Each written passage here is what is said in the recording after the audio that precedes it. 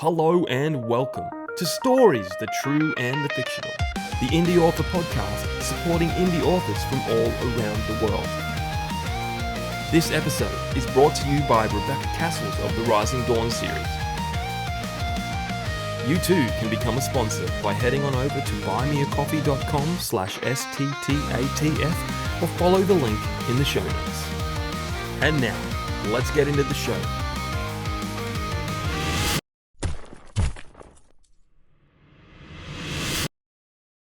Warning. Listening to this episode may cause your TBRs to grow in size. Hello guys, and welcome to another episode of Stories, the True and the Fictional. I am one of your hosts, Jay O'Brien. With me always is our resident reader, Ryan. How you going, Ryan? Living the dream, my friend, living the dream. Not much to tell you since we recorded 12 hours ago. I haven't been doing much since then, but I definitely enjoyed the chat we just had with our guest, Matthew Linton. Yes, Linton. Yeah. We have a lot of things in common in terms of video games and books and everything like that. So it was a great chat. Yeah, animation. Yeah. Well, before we dive into that, I'll take the opportunity to do things that I should be doing more often. My latest book, The Boy Who Slayed the Gargoyle, newly beautiful cover done. Check that out. And as Ryan knows, Ancora has been re-edited, but it's also, the cover's been a little updated. I've increased the font size. And on the inside, I added a nice little picture of my niece being Zia. So check that out. Book number 2 is well on the way. I probably should send Ryan the update because he's my beta reader. I think I'm going to turn it to very similar to be like I Destined, as it's broken into 4 parts. I'm thinking that's where I'm headed, because I'm 8,000 words in and I've barely scratched the surface. So it's going to be probably twice the size of the first book. So strap in for that. But guys, don't forget to check out our sponsors. Rebecca Kearsells, our honorary sponsors, Janelle Schiecke and Alexander Robb. All their links are down below. They are great authors, great friends of the show. Buy Ryan's shirt. He's got 2 shirts now. Check them out. They're on the screen. You can live the dream, or you can advertise that Ryan will buy your shirt. Both are fantastic options. I will buy your book, not buy your shirt, because I don't read shirts. That's it. I kept saying shirt too much there. I'm still tired. Yeah. Not as tired as you.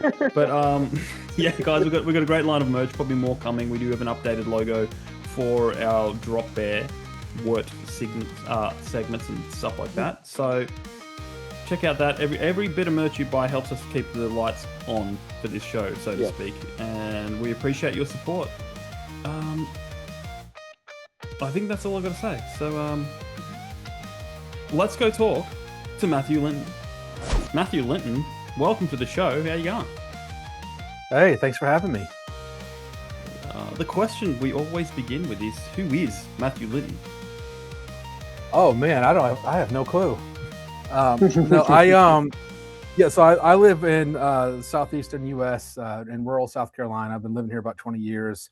I grew up in a small town in upstate New York. It's actually the birthplace of L. Frank Baum, creator of Wizard of Oz. So yeah, it was you grow up in that. There's a lot of Oz lore in the town. They're very much embracing that reputation. In our downtown, we got about a quarter mile or so section of the downtown Main Street. At least when I was growing up, that's made out of yellow bricks. Oh wow! So you're a kid. You grow up, you think everybody has a yellow brick road in their Main Street, but I guess it was just me. But no, I've always been fascinated with the fantasy genre. I grew up, wasn't a big reader growing up, but I grew up, watching movies like Princess Bride, Neverending Story, played video games like Zelda, and later on like Chrono Trigger and things like that. So, the fantasy genre, and especially what I call, uncorrupted heroism, is something I've always been fascinated with, and those are kind of the kind of heroes I write. or those kind, and the Luke Skywalker types and things like that. And writing, I've been writing as a hobby for probably 7 or 8 years. Had several work in progresses I would start, and then I just kind of shelved them. And then I released Revo here. So I'm gonna hold it up here. I released Revo, my debut, back in November. That was the first one I stuck through to the end. When I started it, I didn't. And previously, I kind of put some pressure on myself, like, okay, no, this has got to be it's got to be an epic, it's got to be a real big story and all that stuff. With Revo, I'm like, you know what? I'm not gonna put pressure on myself. I'm gonna write it. May or may not get published. May or may not be more than a short story or a novella, and then just kind of grew and turned into its own story. And same kind of deal with Franco. Before I actually even published Revo, I had was basically done with my second book, Franco, which just released on the 3rd, which is set in the same universe as Revo, but it's its own standalone story. Which another commitment I had made to myself was, with my first time writing, I'm not gonna do a big epic series. I'm just gonna write a couple of stories that'll work on their own and stand alone. And they're inspired by the fantasy stories I grew up watching, and some reading and playing and things like that. Yeah. Cool. Well, I think you said the magic word to Ryan: video games. Oh yeah. No. The magic word was Chrono Trigger. I don't know very many people who have actually played that, aside from myself and a few friends that I have on Facebook. So it's very nice to meet a fellow Chrono Trigger fan. Yeah, I played Chrono Cross first. I had never even heard of Chrono. I played Chrono Cross, which I loved, and I was like, well, let me find out what this Chrono Trigger is about. And so I went and started to play Chrono Trigger and really liked it. So it's been years, years to play that. Oh yeah. I played it on Super Nintendo. That's how old it is. And then I had the updated version on Nintendo DS.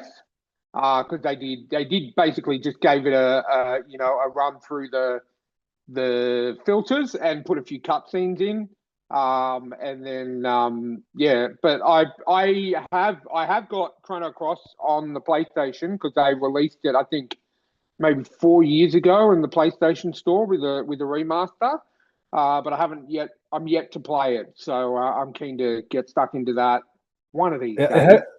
Had a soundtrack that was ahead of its time. It came out, I want to say that came out in like 99 or 2000. Yeah. But yeah, it's the CGI and the soundtrack on that were ahead of its time for back, 26, 27 years ago. So might be tamed by today's standards. I don't know. No, look, I'm a fan of the old school, that's one thing I love about the new series, the Octopath Traveler. And it's gone back to that, that kind of design that used to happen on Super Nintendo and Mega Drive. Like it's very pixel orientated, but the graphics are it's like a 2D game. And I know that 2 of the Dragon Quest games have been remade into 2D. It looks absolutely beautiful. So I'm a big fan of those kind of graphics. So I don't think I'll be disappointed at all. Let's get these icebreakers underway. It's a great way for our guests to get to know you, because as our listeners know, Ryan will most definitely probably buy your book because he's gotten to know you before you've even talked about your book. That's it's a thing that works. So let's jump right in. The first question is, who is your favorite dynamic duo? For example, Batman and Robin, Laurel and Hardy, Kermit and Miss Piggy. I don't know. Who is your favorite dynamic duo? Timon and Pumbaa. Oh, am I? That's a tough one. Am I allowed to say Harry and Lloyd? Yeah. Dumb and Dumber. Yeah, we've had that before. Yeah, we have had some. We have that before. Okay.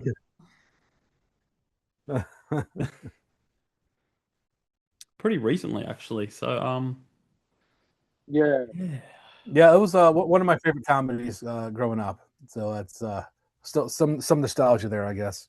Yeah, no, I've always been a Jim Carrey fan. Huge part of my childhood. Yep. Lock it in. awesome. All right, well, Question number 2 is, what's something that's on your bucket list? A few years back, I had accomplished getting a black belt in martial arts, but I got one in Danzanryu Jiu-Jitsu a few years back. But the next one, I've always wanted to visit Ireland. Actually, I'm Irish historically, and an interesting thing is that both my mother's side of the family and my wife's my father-in-law, my wife's dad, his side of the family are both from County Cork. I thought that was interesting, so I wouldn't mind visiting County Cork, Ireland. That's where my wife was born, in County Cork. She was born in Cargaline. Okay. Yeah, so she's from County Cork. She would...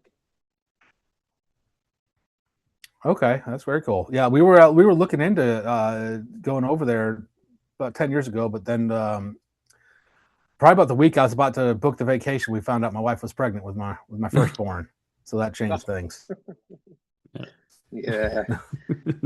Yeah, no, apparently my wife's been over there a couple of times. Her family's over there, and she's been back a few times. And unfortunately, both times she's been back, I've had to work. I couldn't get out of work because we just had things going on. So apparently, it's very, very beautiful over there. Very, very lush greenlands, and even when you're you can drive 10 minutes outside of a town, and it just looks like farmland all the way. Yeah, that's cool. Yeah, the pictures I've seen look beautiful. I'm actually trying. I just relocated to a little bit closer to the router, so maybe it'll be better now. But yeah, that'd be bucket list item would be if I could ever visit Ireland sometime. I'd love that. Okay, awesome. Great. Excellent. All right, let's get to one of my favorite questions. We can try the video again. We'll see if I can turn off again. Oh yeah, if you want. All right. Okay. So the next question is it has a visual aid, and I'm sure it's something that you're very, very familiar with, being from the US of A, is Mount Rushmore. So 4 very influential presidents of their time. So given that, that's the situation with Mount Rushmore, what would be on your Mount Rushmore of television shows? Strictly television shows. I'm a big anime fan. Okay. So one of my favorites is probably Naruto. So I put Naruto up there. Yes. Another one I like is Demon Slayer. So we would have we'd have Tanjiro up there, yeah. And I'd say number 3 is Frieren, if we're going to stick to the anime themes. Number 4, I'll abandon anime for the 4th one, and I'll do one of my favorite sitcoms that I grew up with, which was Seinfeld. Nice. Okay. Yeah, that's cool. Excellent. 3 animes. I just realized, Jamie, I jumped in and took that question from you. Right. I didn't realize. I forgot. As I said, 1.5 hours sleep overnight, so I'm doing well. I forgive you. So Matt, are you you're obviously quite a big anime fan, are you? Yeah, it's been kind of a little bit more of a recent passion of mine. I mean, I did, of course, I grew up watching Dragon Ball Z. But then, probably, a few years ago, I started getting more into it again, and watched a lot of the old Dragon Ball Z again. Yep. And then I not sure what got me watching Naruto. Maybe one of my coworkers might have mentioned it to me or something. But I was like, you know what? I'll give it a try. I was kind of slow to do it because it's a very long anime. Yeah, I was going to say it's a very big commitment for Naruto. It is, but big commitment. Yeah, I absolutely loved it. Probably my favorite anime of all time. And that kind of led into, my brother's a big anime fan as well, so he kind of makes some suggestions. He suggested Demon Slayer. And One Punch Man's a pretty good one. He keeps trying to get me to watch Attack on Titan. Yeah, that's one of my all-time favorites. I'm a massive horror fan, so I like a lot of the horror anime, but it is very good. Yeah, with me, I don't like animes that take themselves too seriously. And that's kind of been my hesitation, but it'd be something I'll probably end up watching.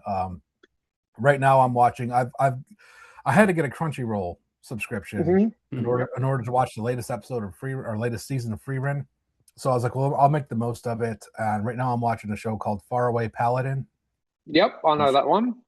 Yeah, it's pretty good. I'm about 10 or 11 episodes in. It's pretty good. I like it. It does have some Free Run vibes in it. So I like it. I'm curious to see where it's going to go. Well, I've got one that I recommend, and this is a general go-to for any anime fan. It is on Crunchyroll, but it's also just come on Netflix as well, and that's My Hero Academia, traditional superhero. It's a great hero journey. A boy in a world where everyone has powers and he has none, and then just goes from there. It's really good. Yeah, that's been recommended to me. Before starting Faraway Paladin, I just finished watching Black Clover. I don't know if you've seen Black Clover or not. Yep. I liked it overall. It did have some very similar vibes to Naruto. Yep. I wouldn't quite put it up there with Naruto, but it had a very similar feel to it. The kind of the misfit hero, striving to become, the most powerful and all that. So it was a good show. I think anime has done the best job of bringing to life the hero journey compared to a lot of movies. Like, a lot of movies do a good job, but anime, pretty much 90% of the animes out there are amazing hero journey stories. It's always, they're not always, but generally a young person from a small village gets together with a group of misfits and ends up saving the world, kind of thing. It's some iteration of that kind of story in most anime, and that's what I love about it. Yeah, I mean, I eat those stories up. Yeah, those kind of stories. That's my book Revo's a little bit like that, where he kind of came from. It's not quite as dramatic, but he came from one of the smallest villages in the kingdom and all that, and he's commissioned to go venture across the kingdom along, and it's kind of like a party fantasy. He gets a party, and they venture across the kingdom to try to save a land that's on the verge of collapse. So it was definitely an anime inspired book. I was watching a lot of Naruto, and I was actually we were talking about video games. One of my favorite all times is a 90s RPG for PlayStation called Suikoden 2. Have you heard of that? Yes. Yeah. I've got I used to play that all the time, and I just got my hands on the remaster of 1 and 2 on my Switch too. It's such a good. In that game, I always stand by this. That game, Suikoden 2, has one of the most evil villains in that whole game of Luca Blight. Luca, yeah. I just that opening scene where he's in that village is on fire, and I remember the classic line. I think it was like act like a pig or act like a dog, and gets this villager on the ground and then just runs him through. I will never forget that. I remember that. He was one of if in my top 5 list of villains, Luca Blight is definitely there. Yeah. It's a shame because he wasn't like the main villain. They got rid of him about halfway through. Exactly. But yeah, he was amazing. He was amazing. But they went for the once friends now enemies trope. Exactly. Which still a great storyline. But yeah, that was an inspiration for Revo. So it was Suikoden 2, because when I started writing Revo, I was watching a lot of Naruto, and I was really geeking out on Suikoden 2. I was watching. I don't own the game anymore, which is if you try to get it for PlayStation, it's like a collectible now. It's like several $100s. Yeah. I thought about wanting to buy it because I probably bought it, at the store for like $30 or $40, and now it's like $400. No, I wish I hadn't gotten rid of it. But I did the next best thing, which is I got on YouTube and I watched people playing Suikoden 2. So, I really love the had an unrequited love subplot going on, just like Naruto had, and that's that was something I've always loved, the unrequited love angle. I always thought there's kind of a melancholic beauty to it, and that's another thing I put in Revo as well, because like I said, it was a big inspiration. Both of those were Naruto and Suikoden too. So. Well, I mean, you've definitely sold me, because they're two of my favorite things of all time. So, Ding, I'm ding, definitely ding, keen to ding, get sold. into all. Yeah, that's Yeah. it. That's all. That's awesome. Well, you might read it and be like, "Oh, wait, how did I see where you got that from?" I'd say, "Oh, okay, yeah, he stole that idea." Yeah. It Awesome. it was really cool revisiting those recently. When they released the first Suikoden 1 and 2 in with the high definition remake on I got it on my Switch too. It's just brought back so many memories, and those games, the game still holds up, and that's what you want to see. If for a game that came out on PS1 with like 25 years ago or something like that, and it's just absolutely amazing still. Yeah. Yeah, I think they re-released those or remastered them. It was about a year ago, right? Something like that. Yeah. Because I I remember I got them on my Switch just after I got out. Yeah, I got out of hospital in March of last year, and I think it was like a couple of weeks after that. So yeah, it was about a year ago. Yeah. Awesome. Cool. All right. If the anime talk's done, let's move on to the next question. Dr. Emmett Brown leaves his DeLorean parked in your driveway. Where/when are you going? Oh man. Yeah, this is the one when I saw it. I was like, that's a tough question, because you go different ways. If you want the silly answer, I can say I'll go back to 1990 and beat up my brothers. I'll take it. I was actually thinking about that. You have regrets and mistakes you made, and part of you might want to wish you can go back and undo them, but that's part of life. That's where you learn. Some of the most valuable lessons are the dumb mistakes you've made and all that. So as much of a bummer as it was, as much as I might be kicking myself now, that's part of life. I guess maybe I would tell myself to go buy some what's Elon's company there? Tesla. Yeah, buy some Tesla stock or something.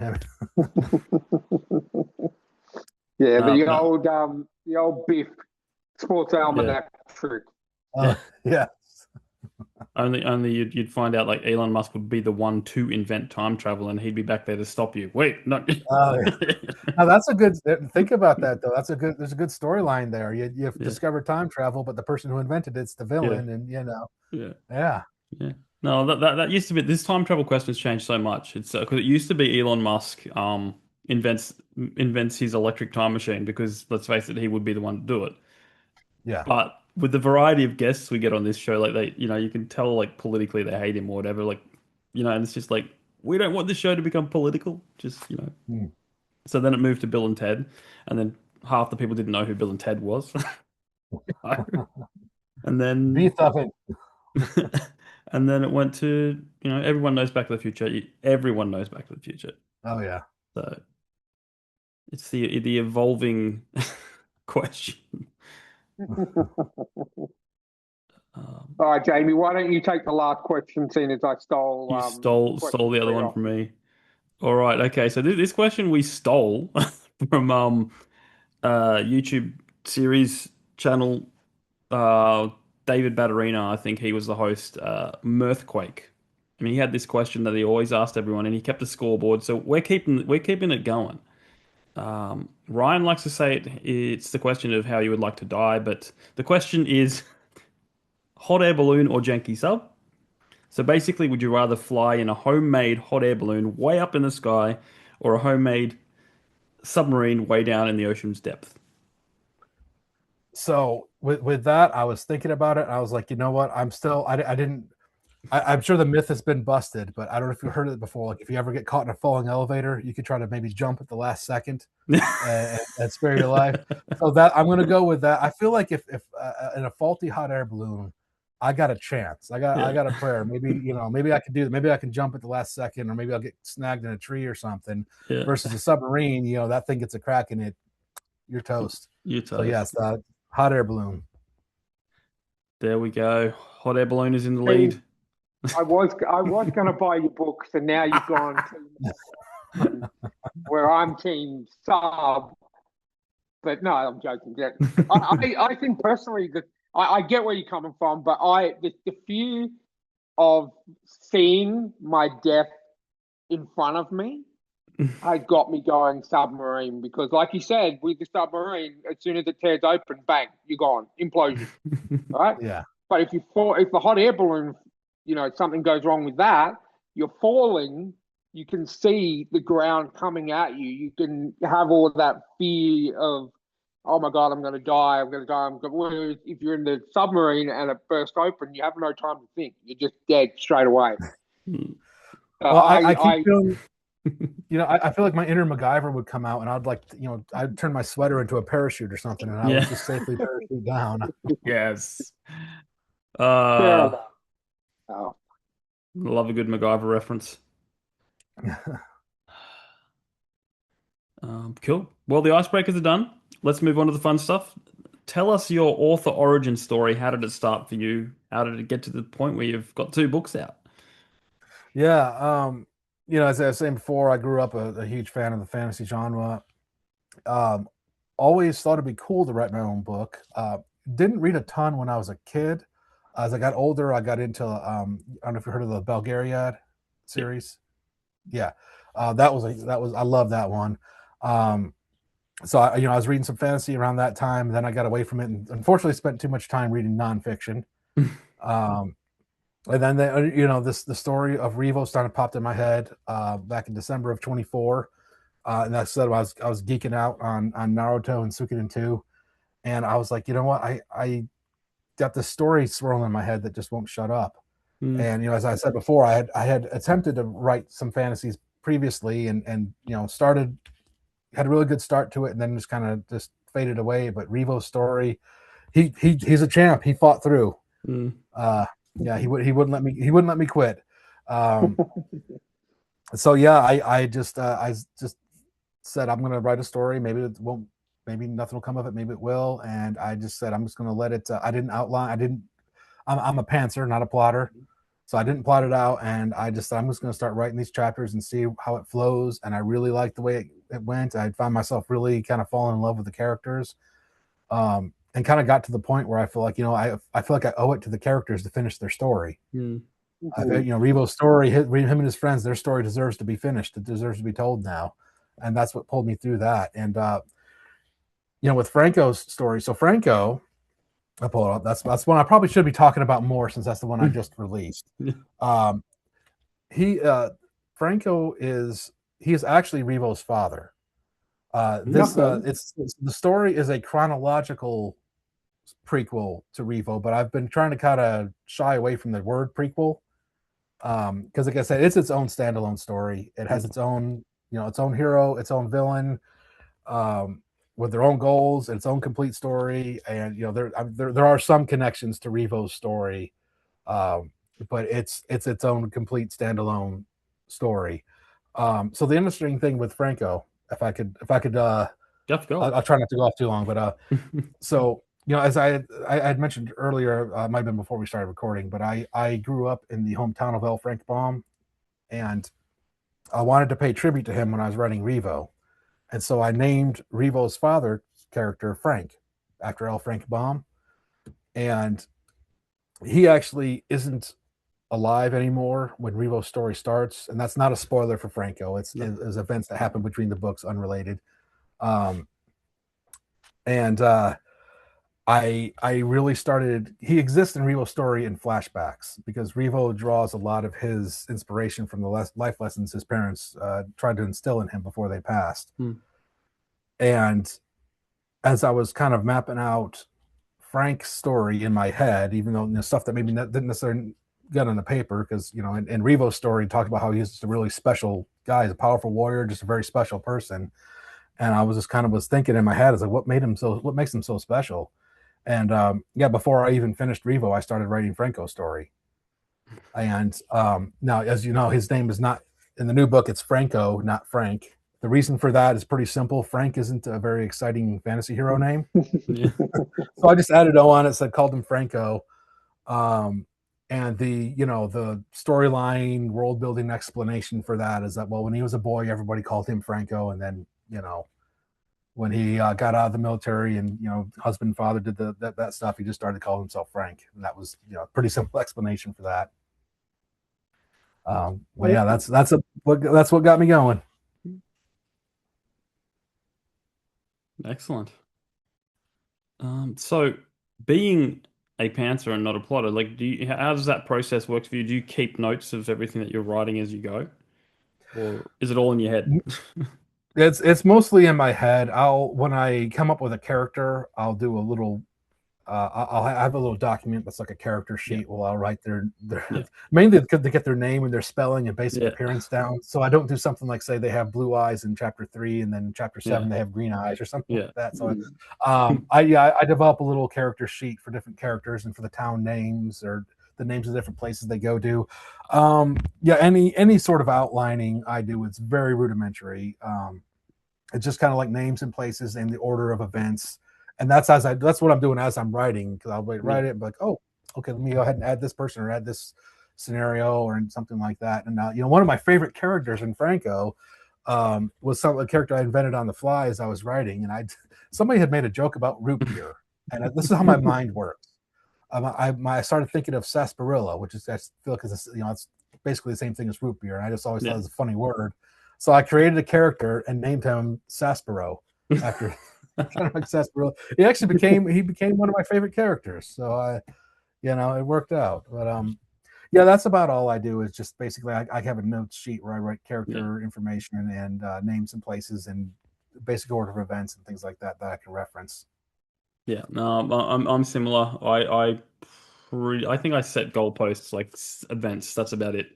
And then I write between them, and then I have a spreadsheet where I just go, this is what happens in that chapter, this is what happens in that chapter, like key moments, so I can keep track of it, because I never know how big my book's going to be.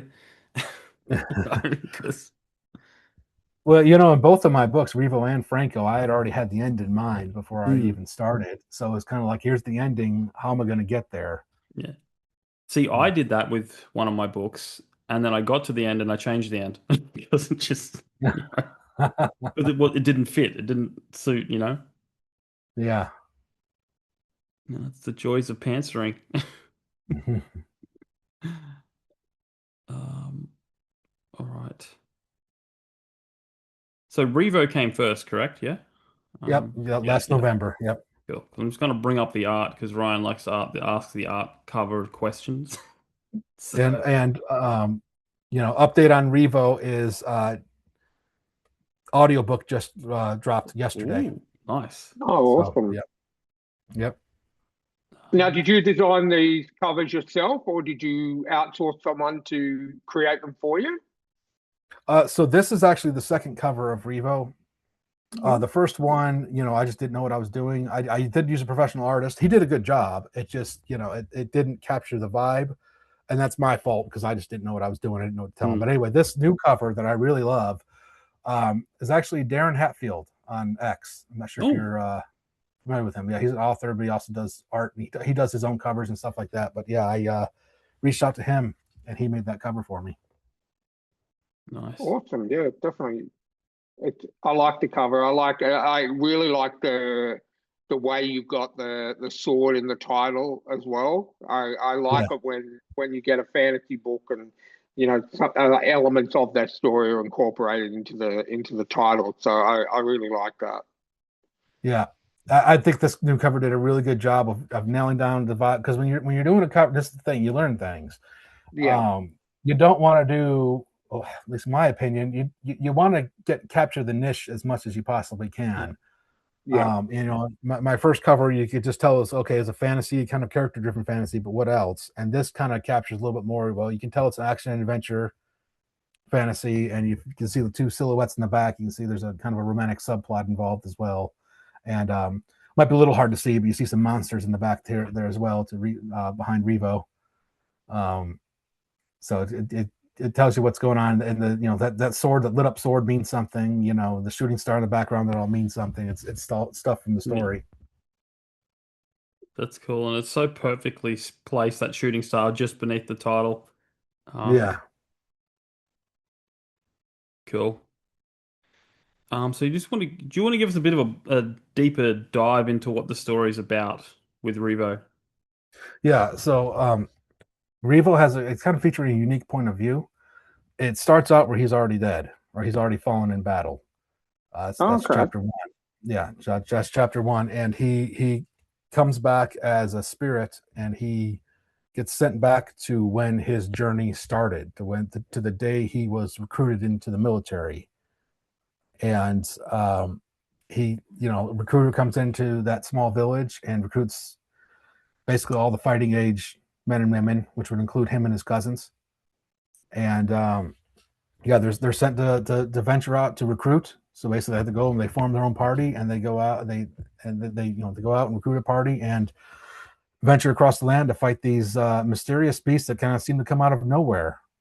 They don't know. They just one day these wolf-like monsters started just attacking people and attacking villages, and nobody knows where they came from or why or anything. But they've got to use all their resources to try fighting them. And Revo and his party are among those sent out to confront them, and he ends up playing a central role, in the war. And as him watching himself from a spirit point of view, he sees some things that he didn't notice before. And one of those things was that there was a female member of his party that had secretly been in love with him the whole time. And his spirit point of view, he sees it and he never knew that was going on the whole time. So now he finds himself as a spirit watching the countdown to his own final battle, and desperate to try to figure out how to win back his life and how to win the heart of the young lady that loved him.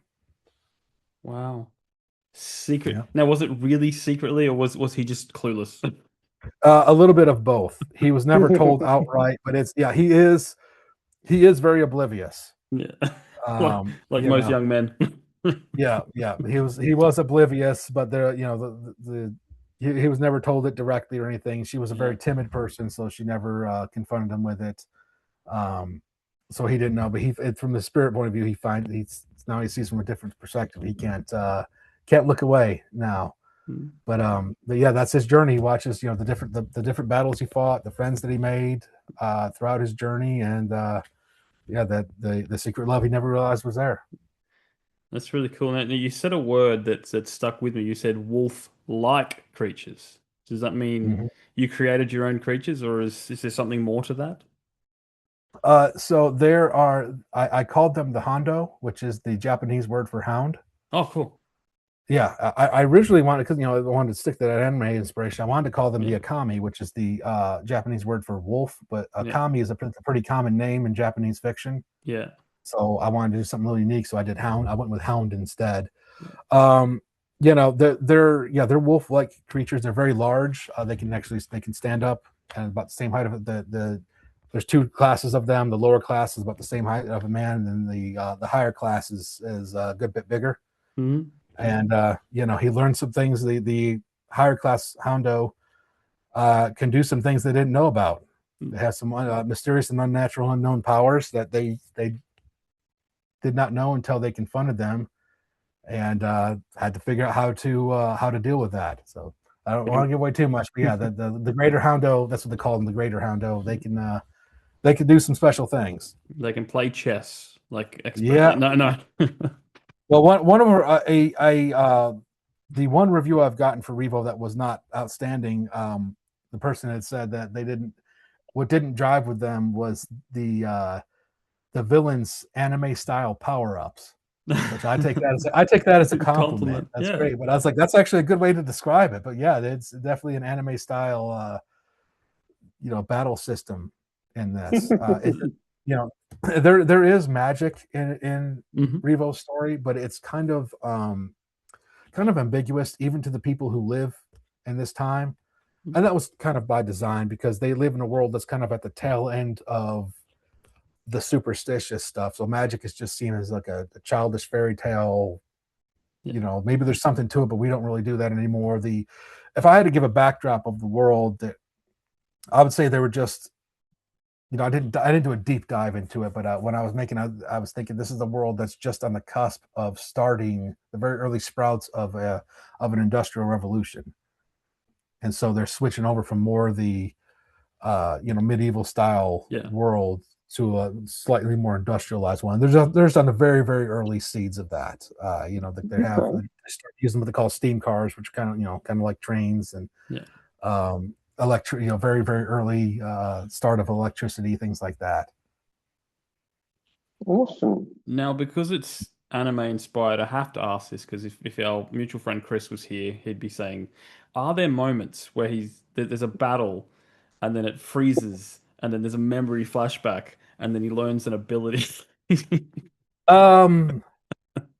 So not exactly.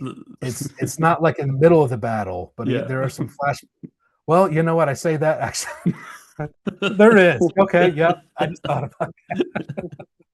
It's most of it is before the battle, but then you said that it's like no, that's there is one time right in the middle of the battle. There's a flat. Yeah, I did it without even realizing it.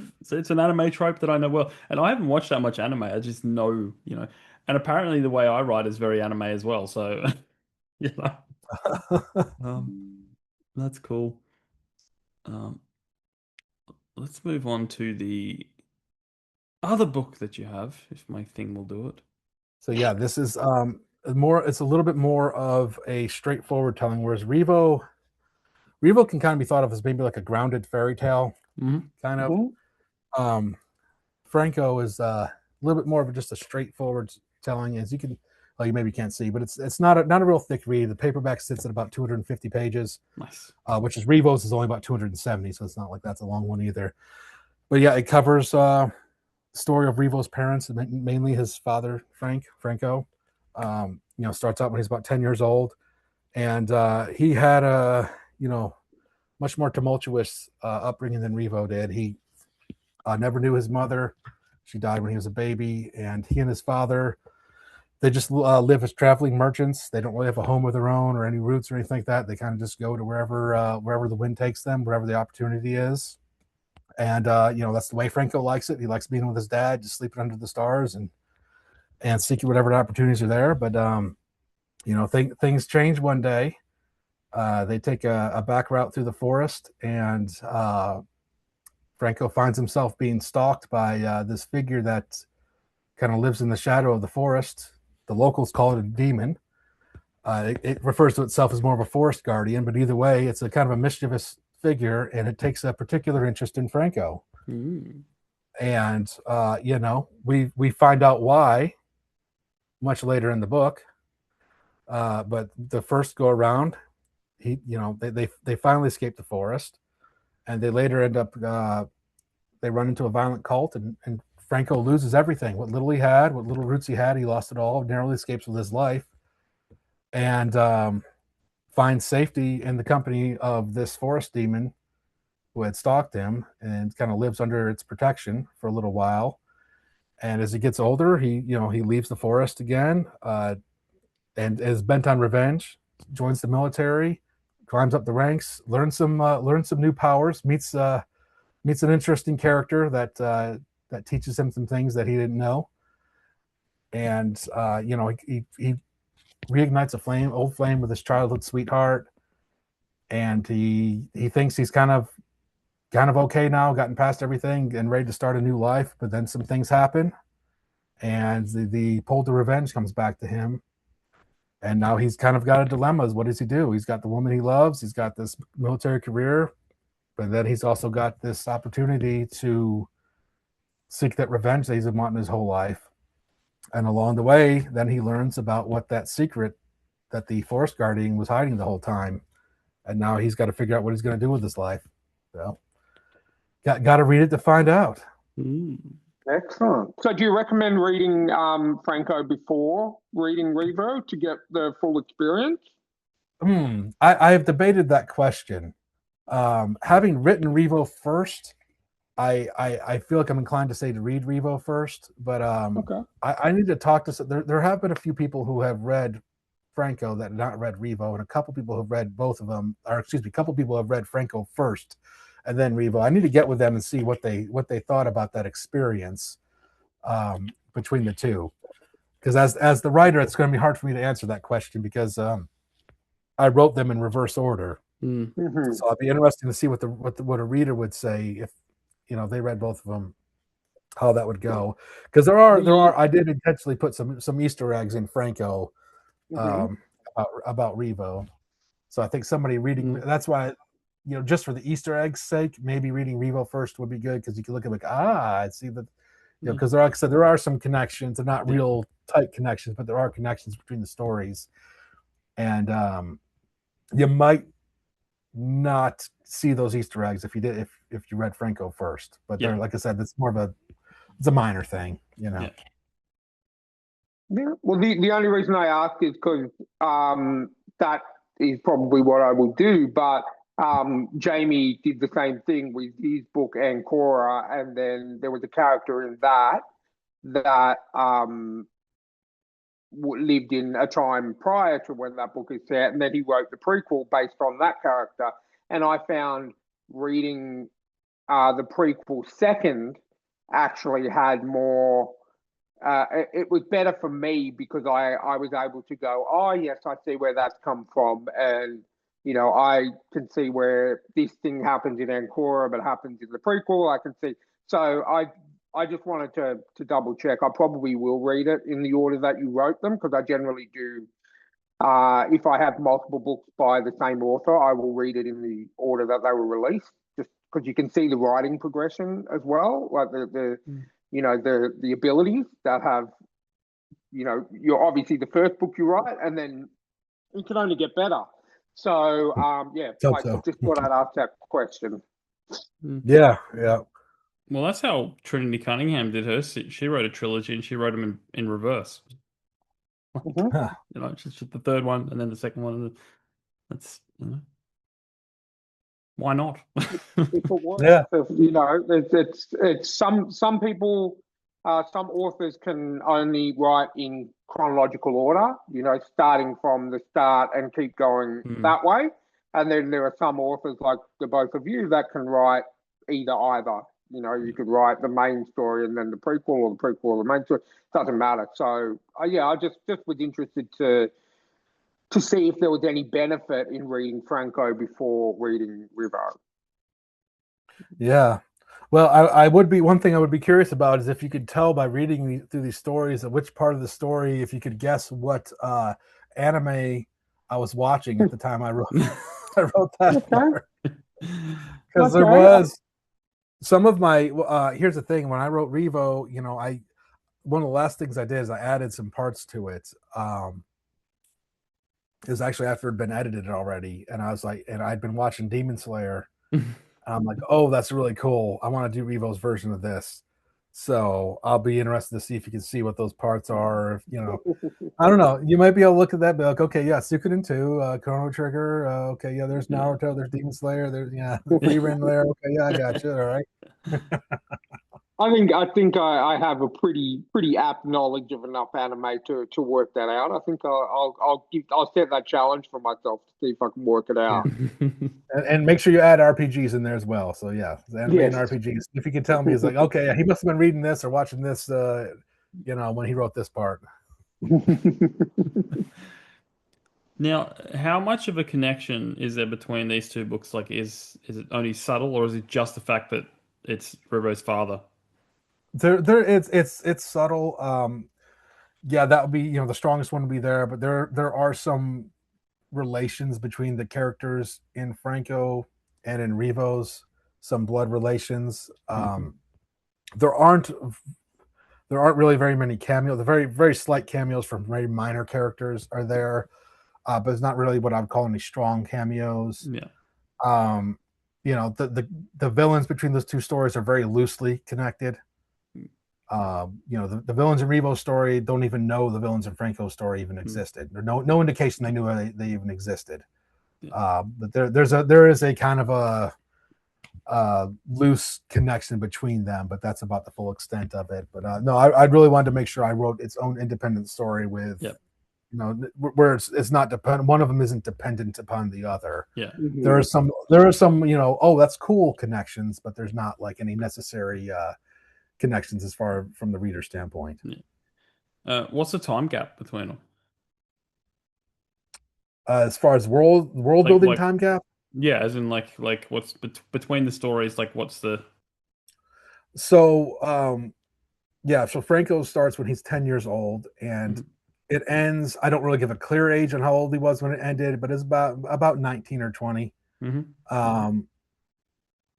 Revo's story starts out when he's 17. Yeah. So yeah, there's about 17 to 20-year gap between the two stories.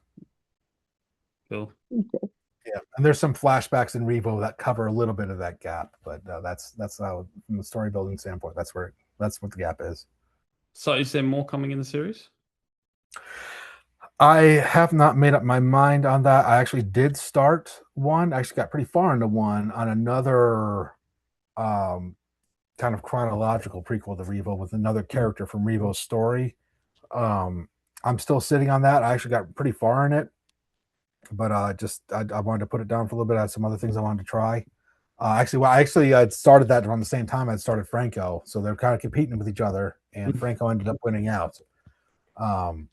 And then I just kind of put it down for a bit. I'm actually working on I haven't been talking about a ton, but I'm working on it. Just started working on another work in progress that's completely unrelated to Revo's world, even completely different genre. Not sure what I'm going to do with it, but we'll see. We'll see how that develops. I've got so many work in progresses that I've started over the last few years. I think I've got 6 or 7 sitting on my computer that I'm afraid to look at. That's like our sponsor Rebecca Kearsells. She's got like 39 projects in work. Oh my 39 gosh. books, all outlined already. And then she'll probably still start a different one, instead of going back. Yeah. Well, it's like me. I get an idea in my head. I have trouble reading. I can only read in short blocks because I get ideas while I'm reading, and then my mind is just wandering off, and I'm going like, "Sorry, guys, not reading the book." Type. It kills me. Yeah. Well, and the good thing is with Revo story, because like I said before, I had written Revo, I had a few projects I had started and ended up shelving, but they still live on in Revo, because I actually did steal a few things from those earlier stories. Some character names, actually the name of the kingdom. They live in a kingdom called Wyverley. That was the name of one of my earlier books I had started. Was the name of the kingdom they lived in. So it's still, those work in progresses still live on in Revo. So maybe that's something authors can start doing more. You have all these work in progresses sitting on your computer. You know what? Just break them up and use them for spare parts. Yeah, but you got to be willing. It's like, because you could go back and I feel really motivated to write that story, but I can't because I put part of it in something else. That's the challenge, Yeah. Cool. Well, before we play our game, our wonderful game, we like to ask our guests, what's something you've learned along the way? Have you got any advice for people that are trying to get into writing? Maybe it's something you'd want to tell your younger self. However you want to take that question. Yeah, I would just say, talk to some other writers, get involved in some kind of writing community, get some, seek advice. My experience, most writers, they like it when people ask them questions about things. What do you think about this and that, and all, because it's easy to overthink it. It's easy to spend too much money or spend too much time researching things that don't really matter. I wish I had shopped around a little bit more for my first editor on Revo ended up ghosting me, and it ended up was able to get my money back, but it would just cost several months of delay. Yeah. And it's expensive too. I wish I had shopped around more, but I just didn't know. Yeah. I initially with Revo, I distributed wide. Now I'm in Australia. I'm not sure, because I know Kobo has a pretty good footprint over there, I believe. But in the States, it's pretty much Amazon or nothing. Yeah. And I wish I had just started off with Amazon and gotten those Kent reads and not had to deal with the going wide, just the hassle of doing it and uploading it to another platform and marketing for other platforms and all that. Well, with Amazon, you got all your eggs in one basket, but at least it's just one basket you have to keep your eye on. There's an advantage to that. And their interface, even though I definitely have my problems with Amazon, the corporation, and some things they do and how they treat authors, I did feel like the whole process of getting it published on Amazon was pretty straightforward and user friendly. Yep. So that I guess I would just say for the business side of it, it's just talk to some other authors about to do's and to don'ts, Yep. and make sure you're not spending time and money on things that you don't need to. And from a writer's, like if I were just to talk to an aspiring writer or something, I would just tell them, hey, don't stress. You don't have your first book doesn't need to be a 500-page epic. You don't need to write a trilogy. You could just write a couple short stories if you want to. Don't put pressure on yourself. You don't have to publish them. You write them and you're happy with it, say, hey, this is pretty special. Then you can proceed forward. Although I would recommend that unless you have the skill set, I would recommend making sure you get professional editing and professional book cover. Like I said, unless you have that skill set to do that. And if you shop around enough and you talk to enough people, you can get some pretty good prices on those things that won't break the bank. Yeah. That's it. I think word of mouth is the best way to go instead of just Googling or seeking out, Googling editor or Googling whatever. Like, word of mouth is so powerful because, people can get fooled easily. I mean, all our inboxes are filled with, hello, author, I read your book, Well, even then, when I first started looking into editing, I had no clue what to do. And I just started kind of re-imaging my X profile from a personal one to a writing focused one. And so, the first couple people that reached out to me were imposters. So I was like, okay, I can't go to X to find this information because there's con artists on here. Yeah. And so I would Google it and Google said that editing a book the size of Revo would cost like $2,000. So I was like, okay, but this might not happen. I might not happen. I can't afford to spend $2,000 in this. And they said a book cover would cost about $1,000. So it's like, okay, I'm not going to spend $3,000 to get my book published. But that you learn things, you talk to people, and you see there's freelancers you can use who are trustworthy and reputable that can do a pretty good job for you. Yeah, and it's always good to find up and coming. I know there's a famous one that does all the fantasy ones that all across X. Like I think his name's James Brown or something like that. He's like everyone in the fantasy indie author community knows him, and he's got a list that's like a client list that's huge. But if you got on early, he fixes his rate. So there's all these people that get book covers for cheap because that was the rate he gave you, and then the more in demand he gets, he ups the rate. So sometimes it's good to find an artist that's newish, so you can lock in that cheaper deal before they get big and famous. Yeah. All right, are you ready to play a game? Sure. Oh, I love this game. All right, I'll bring up the graph. The game is called Story Pitch. There is a setting, a genre, a main character, and a crazy addition. You're going to give us a number between 1 and 12 for each of these categories. We have access to graphs that you can't see, and we're going to tell you what they are. Then you've got to pitch us a story. It can be as in-depth or as vague as you want. There's going to be 2 rounds, but we also have 4 graphs, so you can choose one of 4 graphs at random, and then give us the numbers for those categories. Okay. So I just need to pick one of these right now? Yeah. Well, first of all, pick a graph, 1 to 4. Do 3. 3. Ooh, 3 is a popular one. And then just give us four numbers. Between 1 and 12? Between 1 and 12. Yeah. We'll do 3, 6, and 9. 3 and 1 more. 6. 3, 6, 9, 6. All right. 3, 6. Yeah. Yeah. Graph number 3. Okay, so your setting is an opera house. Oh, okay. Your genre is a creature feature, so one of those, the old school Universal monster movies, or a B-grade horror movie with a crazy creature in it. Okay. I like where this is going. Well, this is going to get really interesting because your main character is a trench coat salesman. You know, those ones that kind of go, "Hey, do you want to buy?" Like a door-to-door salesman. Okay. Yeah, but no, worse than that one. Like, you mean like a back alley salesman? Yeah, like the back alley with the coat. Hey, do you want to buy? Interesting. And that's the And antagonist, or that's the protagonist, huh? Yep. yeah, and your crazy edition, which is someone or something that must appear in the story, even if it's just for 5 seconds, is the band AC/DC. Okay. Or just the Has to be song. the real band. It can't be. Or Okay, just the song. You know, it could be the okay, so yeah, soundtrack. somebody because you said it's an opera house, so they get on. Yeah. They perform a rendition of an Oh, AC/DC geez, song. that's too easy for you. Yeah. Okay, so your main character is a trench coat salesman, like back alley. It's got to be a creature feature. It's set in an opera house, and it's got to have AC/DC. That's what you got to work with. Okay. I feel like we can make something with that.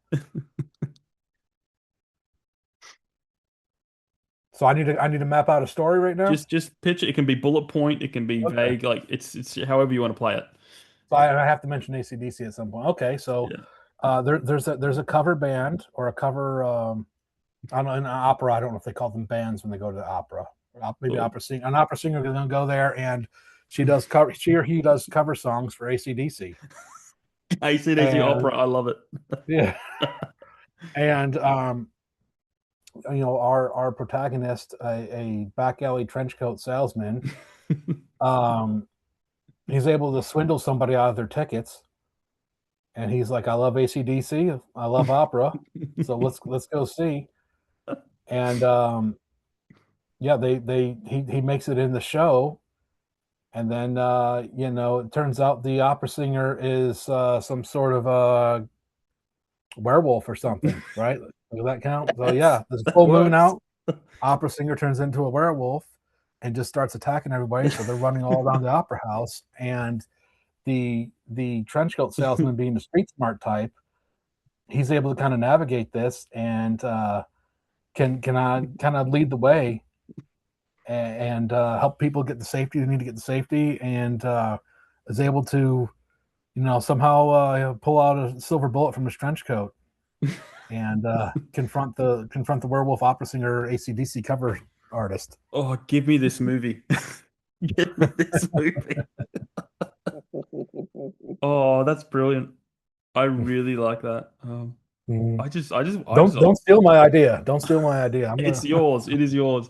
I just want to see an opera singer sing AC/DC.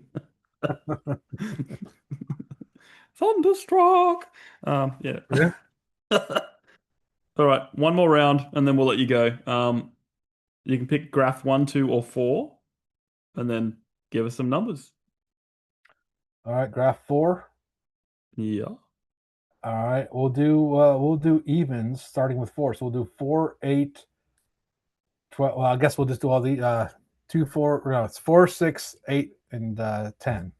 4, 6, 8, and 10. Okay, so your setting is a retirement village or home or whatever, old people's home. Your genre is coming of age story. In a retirement home. Well, I think I know how you're going to play that. Okay, well, you've got a sock puppet marriage counselor as a main character. Okay. And your crazy edition, which is someone or something that must appear in the story, even just for 5 seconds, and that is an overexcited personal trainer. An overexcited personal trainer. Mm-hmm. Okay.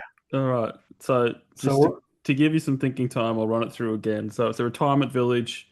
It's a coming of age story. Your main character is a sock puppet marriage counselor, and you've got to have an overexcited personal trainer. Overexcited personal trainer. Okay, so we have this retirement community. The personal trainer goes there to do Zumba classes with the old folks, and they get really into it. And we've got the sock puppet marriage counselor that completely belongs there. Perhaps some of the folks in there who are going through some dementia or something, they engage in sock puppet marriages, and things aren't going so well. So the sock puppets are having this coming of age moment where the sock puppets go to the sock puppet counselor and they learn about the true meaning of love. Aw. Yeah. Aw. I That's think you definitely have covered all bases. Yeah. Oh, I love it. I love this game. Well, there you go, Matt. You did a fantastic job. Um, Right. so thank you for joining us. It's been a blast. Yeah. It has been. Thank you so much for having me. We'll do what we always do. We'll give you the floor, plug what you want to plug, tell our listeners and viewers where they can stay up to date with what you're doing. Anything you want to say, the floor is yours. Great. Yeah. So, a few announcements. The Revo audiobook, as I said earlier, just dropped yesterday. It's on Audible and Amazon. It will be on Apple at some point, but last I checked, it wasn't on there yet. But it's on Audible and it's on Amazon. Just dropped it. I'm happy to give out free promo codes to anybody who's willing to give an honest review for it. So really excited about that. I'm hoping to get it on Kindle Unlimited here and then as soon as possible. Just working on delisting it right now. And then yes, Franco is on Kindle Unlimited, free on Kindle Unlimited, just released this past week. Really excited about both these stories. I had a blast writing both of them. They're fun reads, they're quick reads. Like I said, they're 250, 270 pages. So an avid reader can read them in a weekend. They're very fast paced and fun to read. I think you'll find that you enjoy the characters. They're character-driven fantasies, a lot of action and adventure, but I also made sure I put a lot of heart in it as well. They cover some heavier themes like death and loss and grief and things like that. But they're hopeful stories. They're there's not they're more they're YA fantasies, but they appeal to anybody who's young at heart who appreciates stories with heart. No spice or anything like that. So there's good appeal there. I've had people of all walks of life that have read it and really enjoyed them. So yeah, just check that. I encourage you to check these out if you can. You can just go to my website, www.matthewlinton.com. Has links to that as well as links to all my socials. I'm most active on X. Username is @_Knight, spelled with a K, like King Arthur's Knights. @_Knight_writer, like writing a book. That's an old name that's been grandfathered in. I never got around to changing it. So it's kind of a play on Knight Rider, the old TV show. That's where I'm most active right now. It's also my TikTok handle, that's probably where I'm the second most active after X. But yeah, you can either find my books on Amazon or just go to my website. And anybody wants to reach out to me, I'm happy to talk to them, as long as you're not a bookmark. But any aspiring authors or readers, I'm always happy to talk to people, or someone just wants to chat. You can reach out to me there. I try to be an easy person to get along with, try to be pleasant. So I don't bite. Well, you can't bite, you're too far away. Yeah, that's not much. Excellent. All right, guys, I will leave all of Matt's links down in the show note. Please check that out. Check out both books, read them, and spot the anime. That's right. The anime and the RPGs, yeah. You should do a bingo card for it or something. Yeah. But yes, guys, if you want to reach out, thetrueandthefictional@gmail.com, or reach out on the socials, please join our Discord. It's where a lot of the magic's happening, especially all our story pitch episodes are being organized there, as well as our multi-author stuff. Check out our sponsor, Rebecca Kearsells, our honorary sponsors, Janelle Schiecke and Alexander Robb. All their links are down below. Buy Ryan's shirt, buy one of Ryan's shirt, or buy both of Ryan's shirt, because it's you'll be wearing the truth. You'll be wearing the truth on your chest, because Ryan will buy your book if you come on this show. If you see his eyes drop, it means he's bought your book. So yeah, guys, until next time, keep supporting those indie authors, and we'll catch you on the next episode.